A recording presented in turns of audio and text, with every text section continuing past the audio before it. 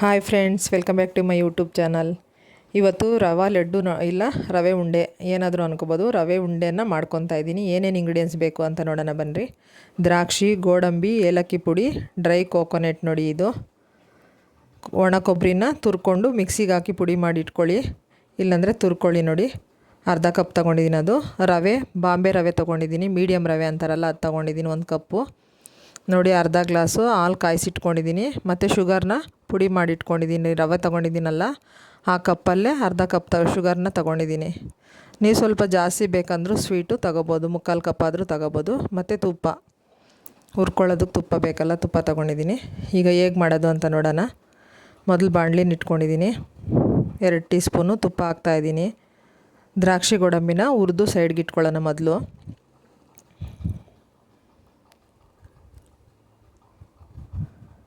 ನೋಡಿ, ದೇವ್ರ ನೈವೇದ್ಯಕ್ಕೆ ಮತ್ತು ಮಕ್ಕಳೇನಾದರೂ ಕೇಳಿದಾಗ ಈವ್ನಿಂಗ್ ಸ್ನ್ಯಾಕ್ಸ್ ಆಗಿ ಬೇಗ ನೆನಪು ಬರೋದೇ ಎಲ್ಲರಿಗೂ ಈ ರವೆ ಉಂಡೆ. ಅಷ್ಟು ಈಸಿಯಾಗೂ ಮಾಡ್ಬೋದು ಮತ್ತು ತುಂಬ ಟೇಸ್ಟಿಯಾಗಿರುತ್ತೆ.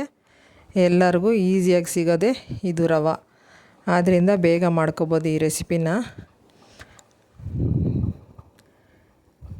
ನೋಡಿರಿ, ಅದು ಕೆಂಪಗಾಗೋರು ಹುರಿದು ಸೈಡ್ಗೆ ತೆಗೆದಿಟ್ಕೊಳ್ಳಿ. ಮಕ್ಕಳು ತುಂಬ ಇಷ್ಟಪಡ್ತಾರೆ ಈ ರವೆ ಲಡ್ಡುನ.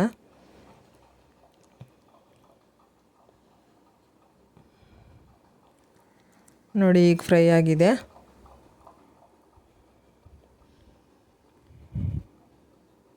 ಸೈಡ್ಗೆ ತೆಗೆದಿಟ್ಕೊಂಡು ಈಗ ರವೆನ ಸೇರಿಸ್ಕೋಬೇಕು. 1 ಕಪ್ ರವೆ ತೊಗೊಂಡಿದ್ದೀನಿ ಇಲ್ಲಿ ನಾನು. ಚೆನ್ನಾಗಿ ಹುರ್ಕೊಳ್ಳಿ, ಘಮ ಬರೋವರೆಗೂ, ಸ್ವಲ್ಪ ಕಲ್ಲರು ಟ್ರಾನ್ಸ್ಪರೆಂಟ್ ಆಗೋವರೆಗೂ ಹುರ್ಕೊಳ್ಳಿ. ಸಣ್ಣುರಿಯಲ್ಲೇ ಹುರ್ಕೋಬೇಕು, ಕೈ ಬಿಡದಲೇ ಈ ಥರ ಹುರಿತಾ ಇರಬೇಕು, ಇಲ್ಲಾಂದರೆ ತಳ ಅಂಟ್ಬಿಡುತ್ತೆ. ತುಪ್ಪದಲ್ಲಿ ಹುರಿಯೋದ್ರಿಂದ ತುಂಬ ಸಾಫ್ಟಾಗಿ ಬರ್ತವೆ ರವೆ ಉಂಡೆ. ಇನ್ನು ವರಮಹಾಲಕ್ಷ್ಮಿ ಹಬ್ಬ ಹತ್ರಕ್ಕೆ ಬರ್ತಾ ಇದೆಯಲ್ಲ, ಎಲ್ಲರ ಮನೆಯಲ್ಲೂ ಇದು ಮಾಡೇ ಮಾಡ್ತೀರ ನೀವು. ನೋಡಿ, ಈಗ ಡ್ರೈ ಕೋಕೋನೆಟ್ ಹಾಕಿದ್ದೀನಿ. ರವೆ ಹುರಿದ ಮೇಲೆ ಸ್ವಲ್ಪ ಕೊಬ್ಬರಿ ತುರಿ ಹಾಕಿ ಸ್ವಲ್ಪ ಲೈಟಾಗಿ ಬಿಸಿ ಮಾಡಬೇಕು. ಅದನ್ನು ನಾನು ಬೇಗ ಕೆಟ್ಟೋಗಲ್ಲ ಹಂಗೆ ಮಾಡೋದ್ರಿಂದ.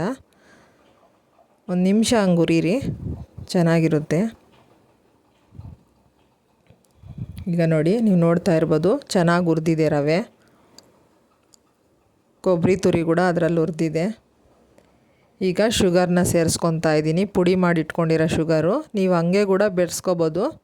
ನಾವು ಒಂದು ಸಲ ಹಂಗೆ ಹಾಕ್ಕೊತೀವಿ, ಒಂದೊಂದು ಸಲ ಈ ಥರ ಪುಡಿ ಮಾಡಿ ಹಾಕ್ಕೊತೀನಿ ನಾನು. ಇವತ್ತು ಪುಡಿ ಮಾಡಿ ಹಾಕ್ಕೊಂಡಿದ್ದೀನಿ.